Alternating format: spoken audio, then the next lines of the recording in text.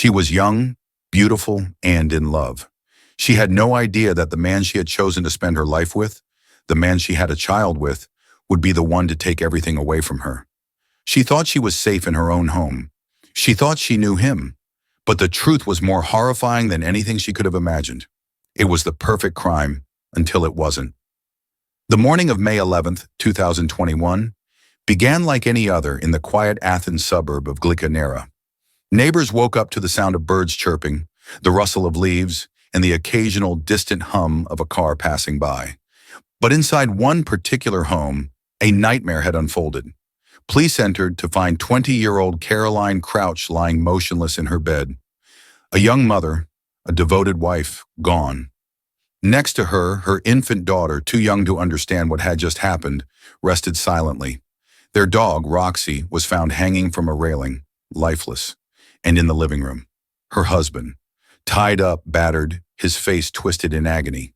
The story he told was terrifying. He said masked intruders had broken in during the night. He said they had tortured him, threatened his family, held a gun to his baby's head. And when Caroline refused to give them what they wanted, when she fought back, they took her life. The nation recoiled in horror. A brutal home invasion, a young woman murdered in cold blood, a husband left helpless, bound for hours. Babis Anagnostopoulos, a 33-year-old helicopter pilot, became the face of heartbreak, the grieving widower, the man who had lost everything in one horrific night. He sobbed on television, holding his baby close. He attended Caroline's funeral, embracing her mother as he wept over his wife's coffin. He looked the world in the eye and demanded justice. For weeks, everyone believed him. The media, the public, even the police. His story seemed airtight. He was a man shattered by grief, a father left alone to raise his daughter without the love of his life, a victim of senseless violence. But then investigators uncovered something small, something so insignificant that most people wouldn't have noticed. A tiny inconsistency, a flicker of a lie. And from there, everything unraveled. Babis had fooled everyone. His friends, his family, the entire country, even the FBI. But he had made one fatal mistake, and it was the one thing that would bring the whole story crashing down. Before we get into the chilling details of this story, be sure to like this video and subscribe to Crime Scene for more real-life stories that will leave you speechless. Caroline Crouch was the kind of person who lit up a room. Born in the United Kingdom in 2001, she moved to Greece as a child and quickly adapted to life there. She was bright, adventurous, and full of life. From an early age, she had a deep love for animals and a passion for travel. She was sporty, enjoyed fitness, and had an independent spirit that drew people to her. Those who knew Caroline described her as fearless, determined, and strong-willed. She had big dreams, dreams of seeing the world, of building a life on her own terms. But there was another side to her, one that only those closest to her knew. Behind her vibrant personality, she sometimes struggled with anxiety and inner conflict. She was sensitive, deeply emotional, and above all, loyal to those she loved. When she was just 15, she met someone who would change her life forever. Someone who, at first, seemed like the perfect man. Babis Anagnostopoulos had everything going for him, at least on the surface. Tall, charming, and successful, he worked as a helicopter pilot, a respected and well-paid profession in Greece. He exuded confidence. He had a quiet but commanding presence, the kind of man who made people feel like he was in control. To the outside world, he was the ideal partner, a devoted husband, a doting father, a man who could provide security and stability. He had the experience of years beyond Caroline's. When they met, he was in his late 20s, nearly a decade older than her. But none of that seemed to matter. From the very beginning, their love story seemed like something out of a movie. Caroline was just a teenager when she met Babis on the island of Alonissos, where she had grown up. He was older, more experienced, and seemed worldly in a way that fascinated her. The two quickly became inseparable. To Caroline, he was everything she had ever wanted: handsome, mature, and most of all, devoted to her. The romance moved fast, too fast. By the time she was 18, they were married in an intimate ceremony in Portugal. Soon after, they welcomed their baby daughter, Lydia. On social media, their life seemed perfect.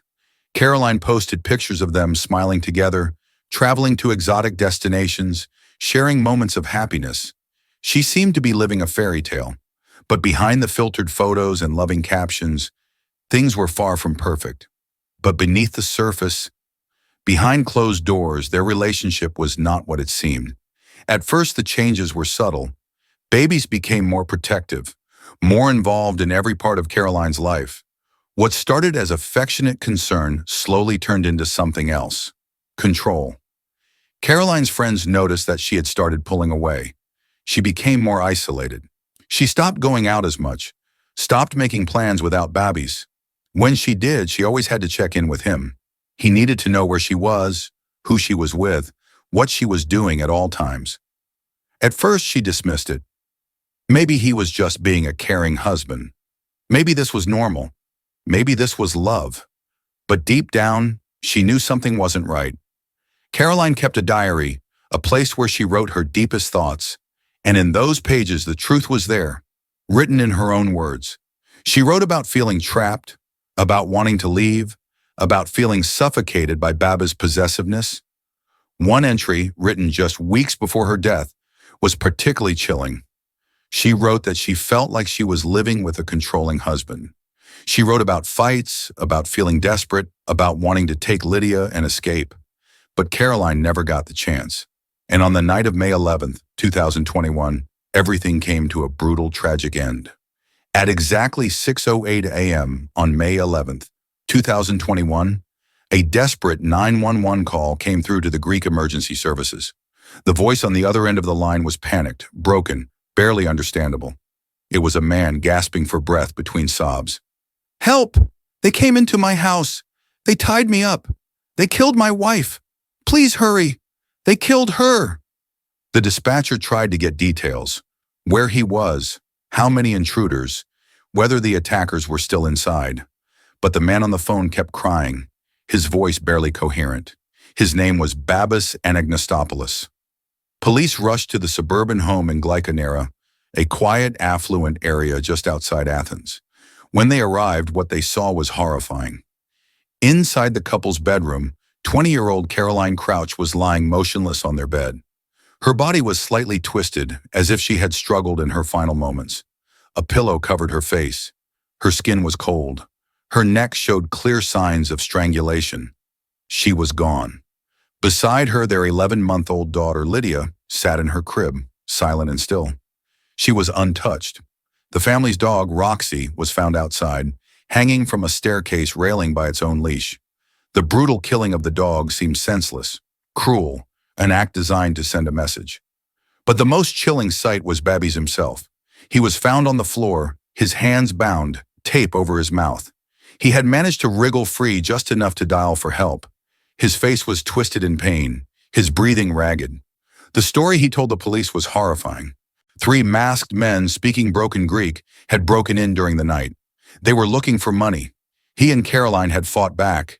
They had tied him up, threatened to kill their daughter if Caroline didn't tell them where the valuables were. And then, when she refused, they suffocated her. At first glance, the scene seemed to confirm Babis's account. The house was ransacked, drawers pulled open, cabinets emptied, valuables missing. It looked like a brutal home invasion. The murder itself was equally shocking. Caroline hadn't been stabbed or shot. She had been suffocated, slowly. The medical examiner later determined that she had died over several minutes, struggling the entire time. Her Fitbit, which she wore on her wrist, recorded an increase in her heart rate before suddenly stopping at 4:11 a.m., a sign that the moment of her death had been captured in digital data. Police were deeply disturbed by the cruelty of the attack. The dog's death was particularly strange. Why kill the family pet unless it was a message? And why spare the child? They quickly declared it one of the most violent home invasions in recent Greek history. In the days that followed, Babis became the face of grief.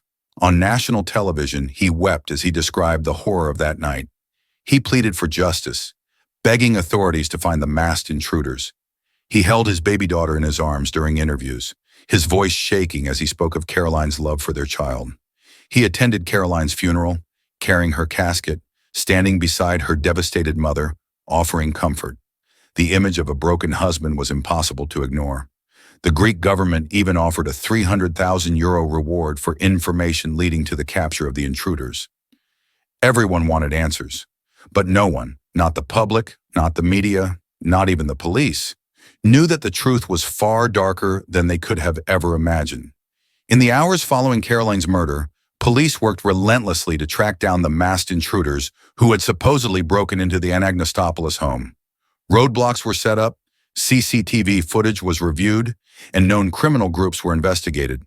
But almost immediately, something wasn't right. First, there was no sign of forced entry. The windows were intact. The doors were locked. There were no signs of a struggle at the supposed entry points.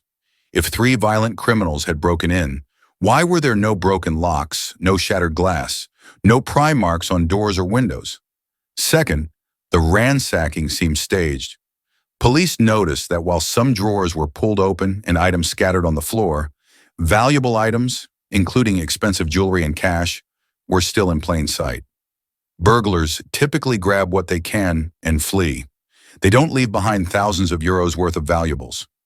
And then there was the dog. Why would intruders waste time killing the family pet in such a brutal way, hanging it from a stair railing?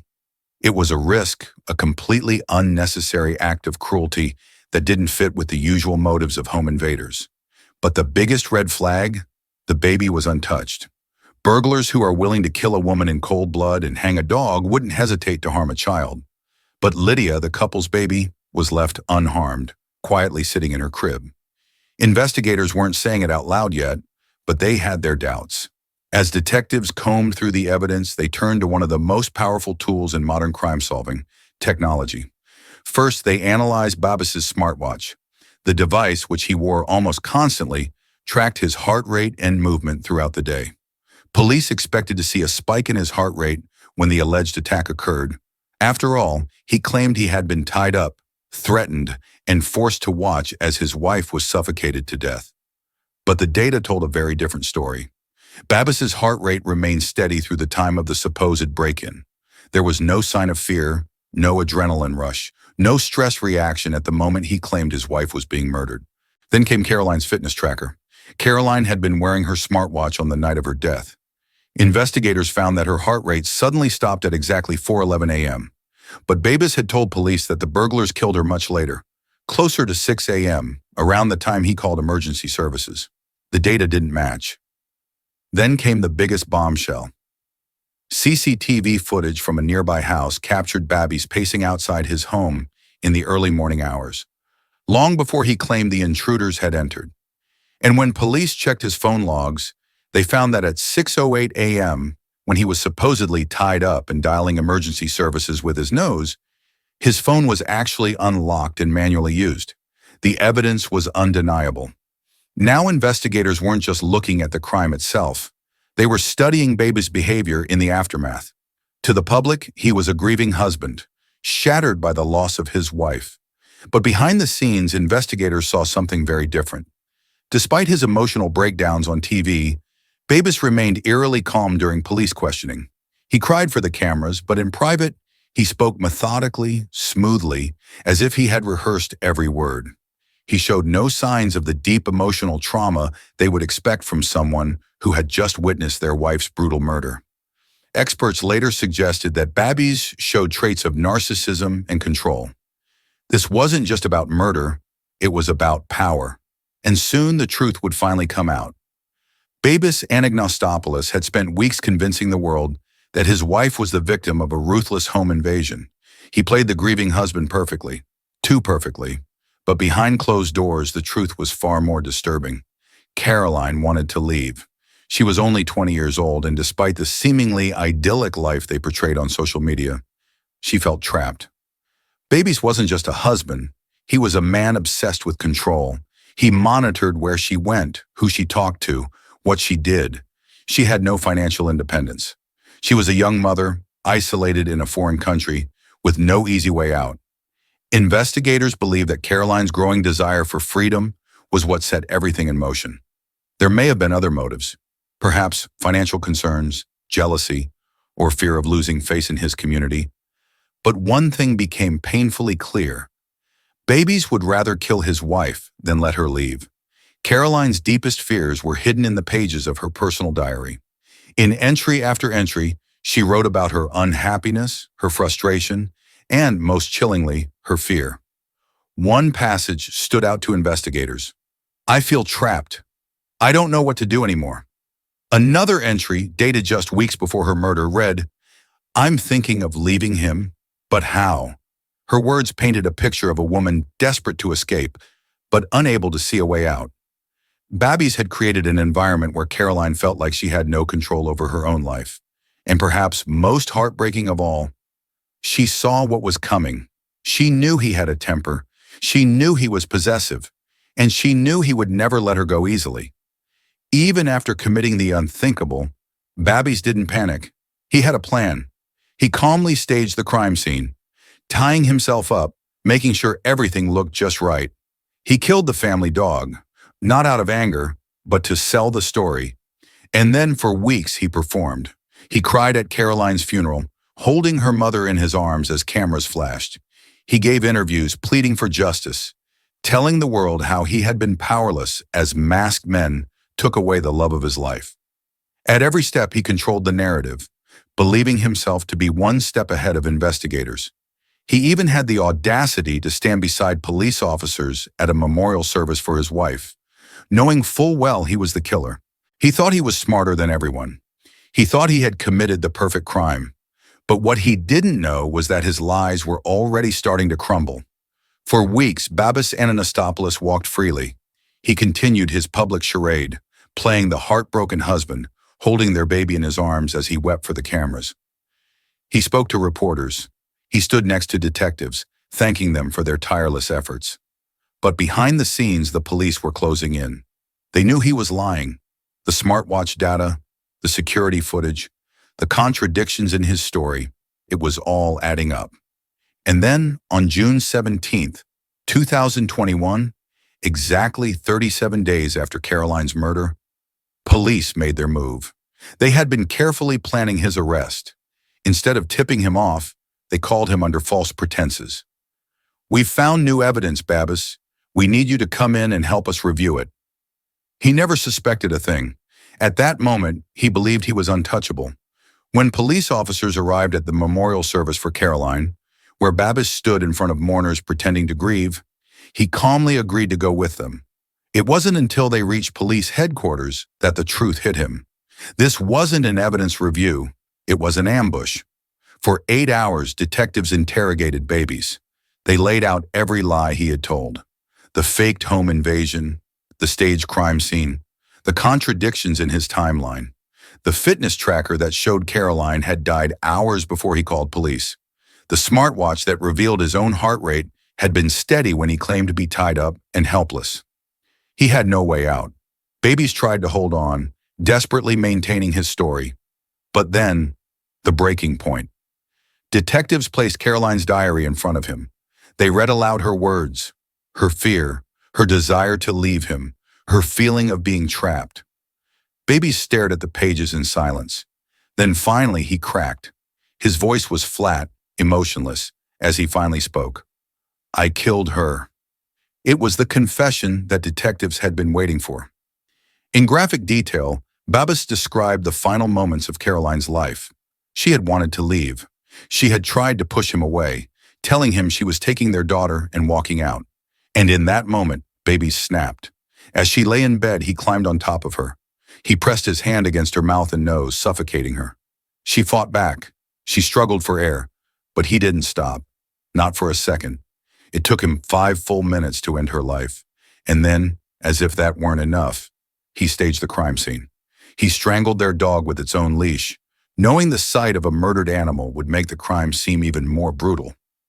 He rummaged through the house, overturning furniture, creating the illusion of a home invasion gone wrong. And then he tied himself up, waiting hours before calling the police with his fabricated story. It was cold, calculated, and worst of all, it worked, at least for a while. The case shocked Greece. A man who had stood before cameras, crying over his wife's death, had been the killer all along. The trial was swift but intense. Babis sat motionless in court as prosecutors laid out every detail of his deception. The once respected helicopter pilot was now a convicted murderer. The most emotional moments came from Caroline's family. Her mother, Susan, sat in the courtroom, tears in her eyes as she listened to the horrifying details of her daughter's final moments. She had once embraced Babis, believing he was her grieving son-in-law. Now she looked at him as he sat in handcuffs, a murderer in the eyes of the world. When the judge read his sentence, there was no sympathy. Life in prison, no possibility of parole for at least 27 years. But was it enough? For Caroline's mother? For those who loved her? The pain would never truly go away. A young woman with her whole life ahead of her, gone. A 1-year-old baby girl, left without a mother. And all because a man who claimed to love her couldn't let her go. For Caroline's family, the nightmare didn't end in the courtroom. It was only the beginning.